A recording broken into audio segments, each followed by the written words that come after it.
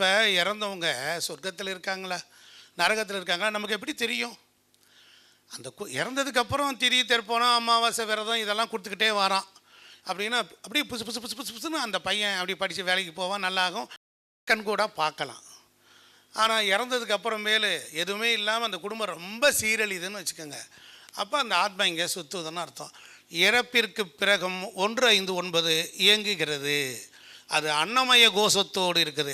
உடம்புல எல்லா கோஷமும் அழியும், அன்னமய கோஷம் மட்டும் அழியவே அழியாது. அதனால தான் இறப்பிற்கு பிறகும் பசி, தாகம், துக்கம், துயரம் இருக்குது. அதைத்தான் என் பாட்டி சொல்வா, ஔவையார் சொல்லுவா, புரியட்ட காயும் புலப்பட எனக்கு தெரியட்டு நிலையும் தரிசனப்படுத்துன்னு சொல்லுவாள். இறப்பிற்கு பிறகு ஆன்மா ட்ராவல் ஆகி போய்கிட்டே இருக்கும். அப்போ அங்கே வேதனையெல்லாம் உண்டு. அதனால் இறந்தவர்களுக்கு ஒரு வருஷம் இல்லாமல் எது செய்யக்கூடாதுங்கிற ஒரு வழக்கத்தை இங்கே யாரோ தவறாக ஏற்படுத்தி விட்டார்கள். நம்ம அப்பா, நம்ம அம்மா, நம்ம மனைவி, நம்ம யாரோ ஒருத்தங்க இறந்துடுறாங்க, அக்கா, மாதம் அவர்களுக்கு உணவு கொடுங்கள். இறந்த திதி அன்னைக்கு ஒரு தெள்ளு தண்ணி கொடுங்க. அதுக்காக அந்த மீன்களுக்கு கொடுங்க. நீங்கள் அவர்களை நினைத்து நீங்கள் உணவு கொடுத்து பாருங்கள், அது அங்கே கிடைக்கும்.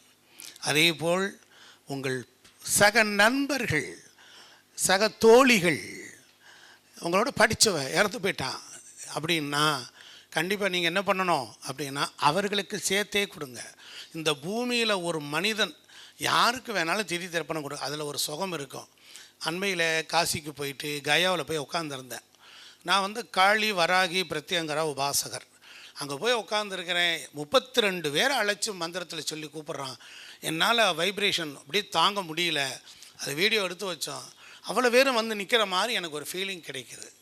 அப்போ நான் நினைக்கிறோம், நம்ம தப்பாக யாரும் எண்ணிக்க வேண்டாம், நாம் எல்லோரும் கொடுக்குறோம், மூக்கால் அழுகிறோம்.